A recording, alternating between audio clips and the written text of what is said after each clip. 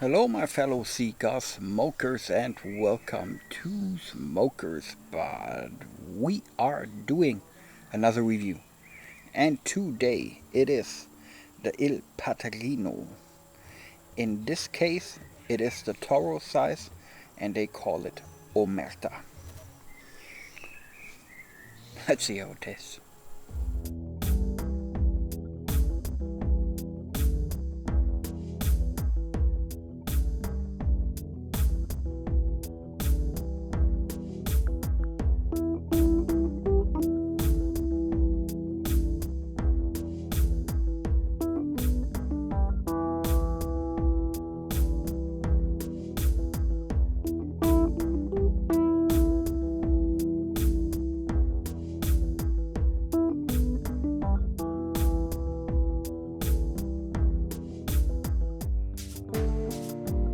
So, my friends, Il Padrino, a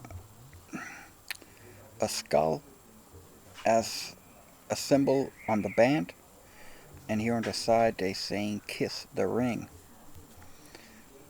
I mean, obviously, they are trying to talk in mafia slang. I don't know if that is something that I like or is kind of unsympathetic. Not sure right now. And there are a few things around that cigar. But first of all, let's go and cut this bad boy and see what the cold draw and the smell is giving us. But I forgot. I'm sorry. Toro Omerta. It has a ring gauge of 56 and is exactly 6 inches long.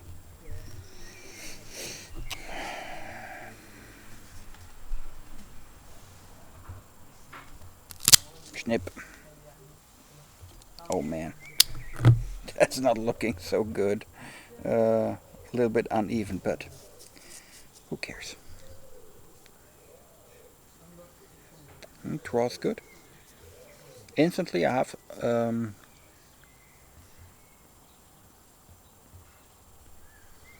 something mocha cream like.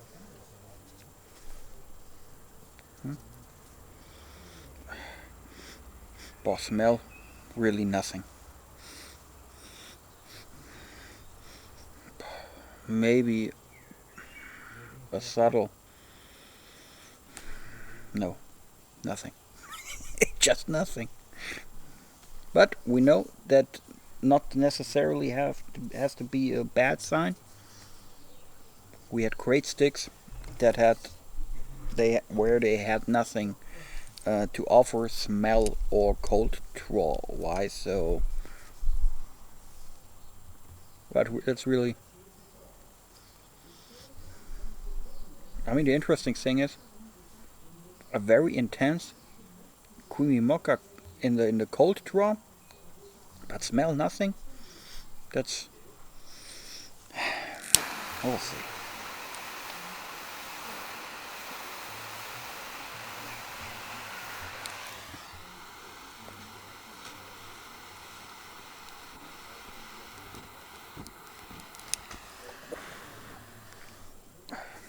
I'm not sure where everywhere they are available or not.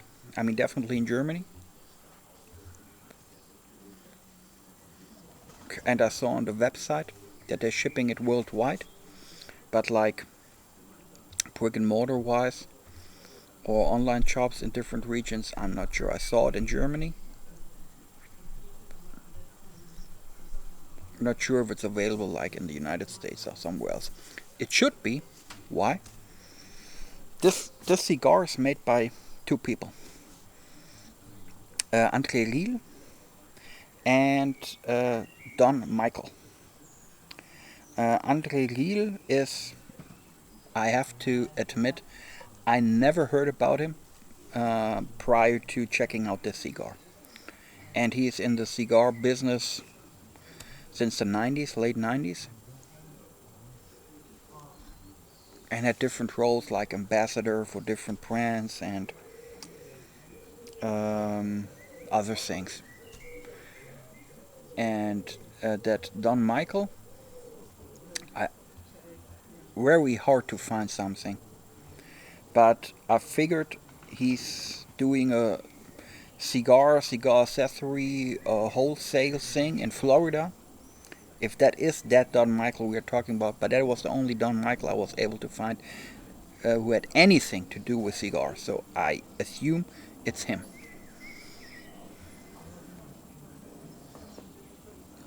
And that's one of the things I don't like about this cigar or about this brand on the first glance. You know, if you are making a big secret about things, hi, my neighbor. Sorry. If you're making a big secret about things, then I mean, there are two options, right?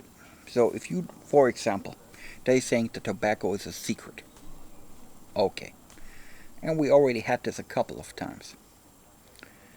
So if you're not like saying where the tobacco is coming from or what kind of tobacco it is, that could mean either it's just trash, and you don't want to tell everybody where your tobacco is from, or it's like a secret recipe, and you have a cigar that is so good that you don't want to like offer it to everybody what your secret recipe is.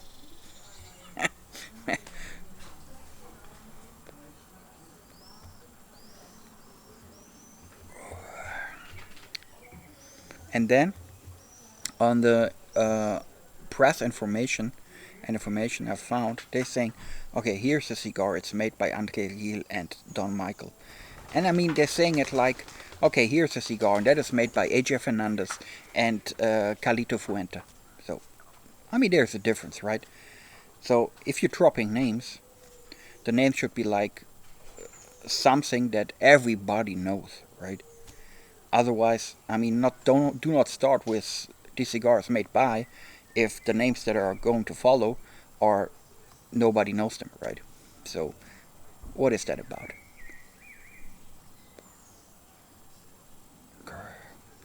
And then there's one more thing in the press information, and they're saying like, okay, here's a cigar. That's the Il Padrino series. They have two more cigars.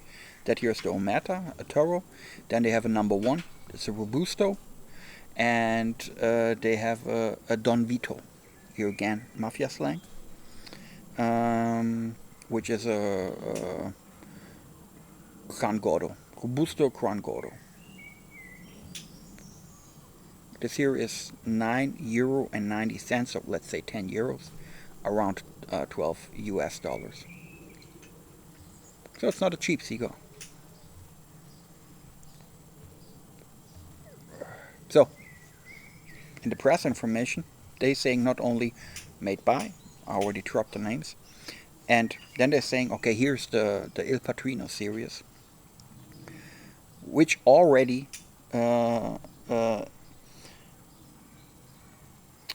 like cigar experts or people who are working in the industry, they are already saying this is the next rising star.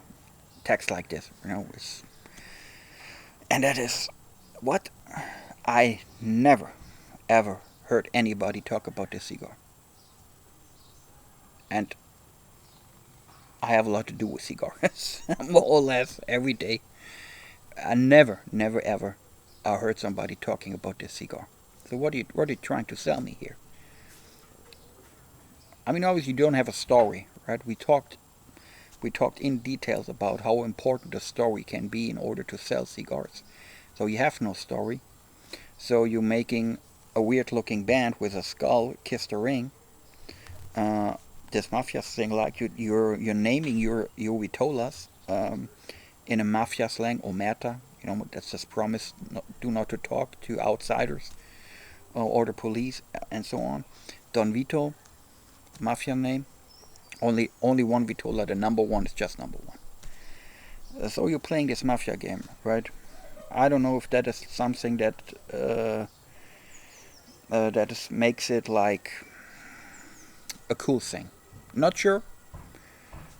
Why I'm reviewing this is I think 2 weeks ago or 3 weeks ago, I started this new thing where I'm showing like 4 or 5 cigars, and you guys are choosing which one shall I smoke in a review. And the majority of people said, let's go and smoke the El Padrino. So that's why I'm smoking the El Padrino. Um, in future, I will, in the first week of the month, I will drop one video, and I will call this series Pick a Stick. Pick a Stick July, Pick a Stick August, and so on. And I will also always offer in the first week, I will say, okay, here are the 4 cigars. Choose one. I will review this in this month. Let's see if this is going to work out. But I think that might be a fun thing to do.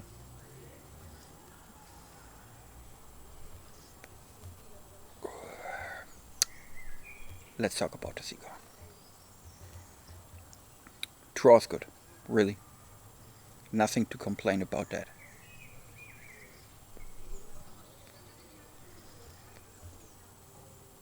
I like the smoke output. Good volume. Like that too.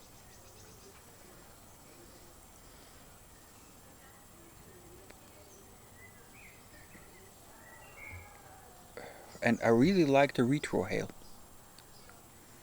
It's kind of mild. On the first few puffs, there's a very subtle pepper note. Subtle and mild pepper, like white pepper. And I thought the retrohale would like give me like a pepper bump. But that's not the case. I like that.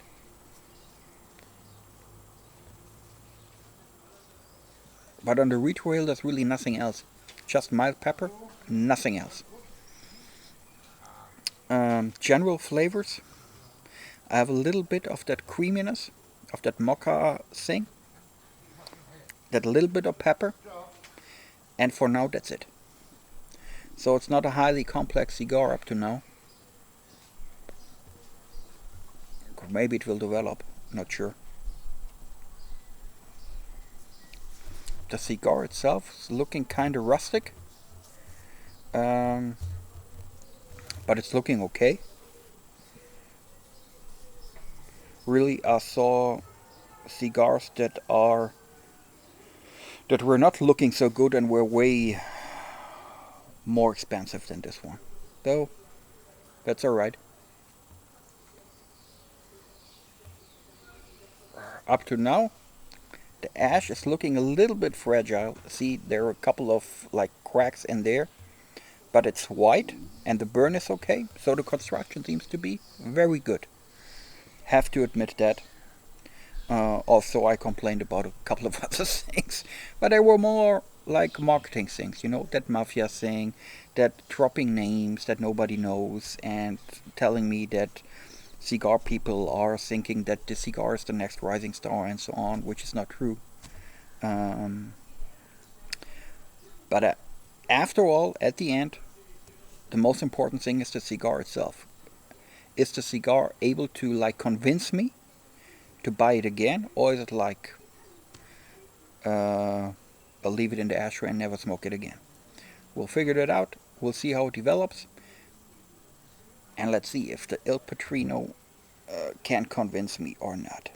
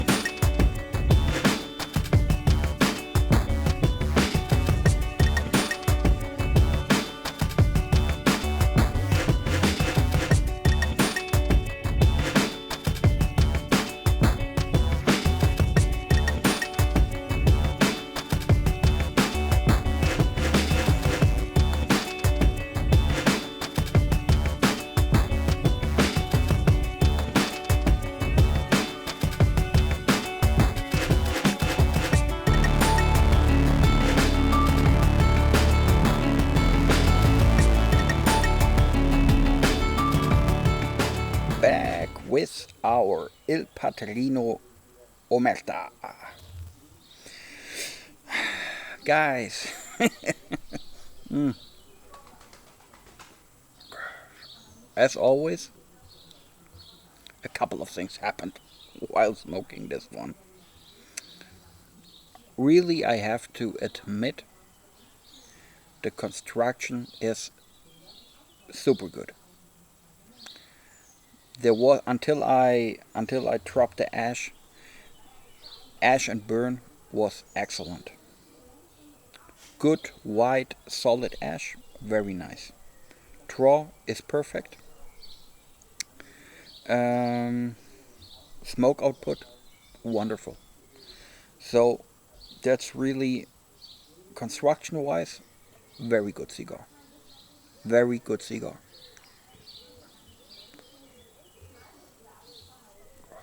However, for me the bad thing is the flavors, or more the the missing complexity. I had this creamy moccasin at the beginning and a little bit of pepper. The pepper transformed a little bit into a very mild bitterness. Really nothing that I would care a lot about, but it's also on the same page. It's not like making it a bad cigar flavor wise. But there's really nothing. No transition, no complexity. I have more or less the same flavors in the second and in the third that I had in the first third. So there's nothing. It's a big cigar, right? You're smoking probably like, don't know, 60, 70 minutes or so if you're a slow smoker, and I mean nothing happens. That makes it for me kind of boring. And I mean,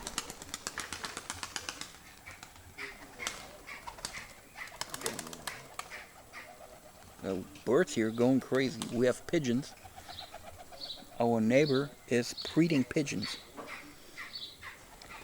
and they are flying around now. That's crazy.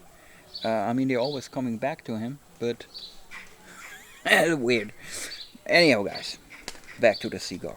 So it's boring. It's a boring cigar, and for like $10, there are way better cigars for that price than this one. I wouldn't care about complexity, flavors, or whatever if I have a cigar like when I'm walking the dogs, or working here in the garden or whatever. Where you just need to have something to smoke, but don't care a lot about if it's like an excellent cigar or not. But sitting here making a review, talking about the cigar, concentrate on flavors and everything else, not so good, unfortunately. But it's not a bad cigar. All the all the good things about the construction um, makes it not a good cigar, but it's okay cigar. Combined with that mocha creaminess, that if you like it, cool. Maybe you're enjoying it having during the whole smoking process. Then it makes for you maybe probably a good cigar. For me, it's an okay cigar. Really, not more, nothing less. So really nothing that I'm going to buy in the future and put in my humidor, because of there are a lot of other cigars for that price that are way better. As always, guys, opinions. It's an opinion. It's my opinion. Um, However, I found out a little bit more about the cigar. Nothing official verified, but I was looking through a couple of sources, and they're all saying the same. So it makes sense that this is true. But again, no official sources. Let's not like producer information or so, but I think we are in a good way. So what I found out is about tobacco is that they're using for the wrapper an H2000 wrapper. Not sure where it's exactly is it coming from. The binder is from Ecuador, and the filler contains tobacco from the Dominican Republic, Costa Rica, and Peru. Wild plant. And the planter who's responsible for the whole thing, it said that it is, I have to read here my notes, Don Luis Santana Lamas, and that is a guy who used to work for H. Upman in Cuba. That could explain the very good construction. But it's not an explanation for the lack of complexity. Don't know. And it is said that it's made in Costa Rica. That's what I found out. It would be fantastic if, like, you would get more producer information from the manufacturer.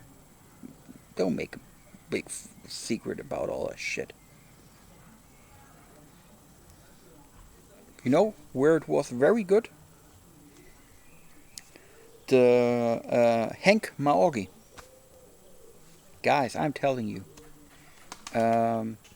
The quality and the amount of information they are giving out and everything, that's like a role model.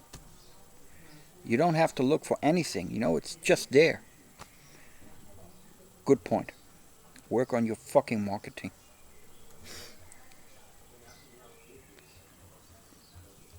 And I mean, get rid of that mafia thing. What is it about? There's no history about mafia that has anything to do with that cigar. But maybe it's just me. Maybe it's just me. I don't know.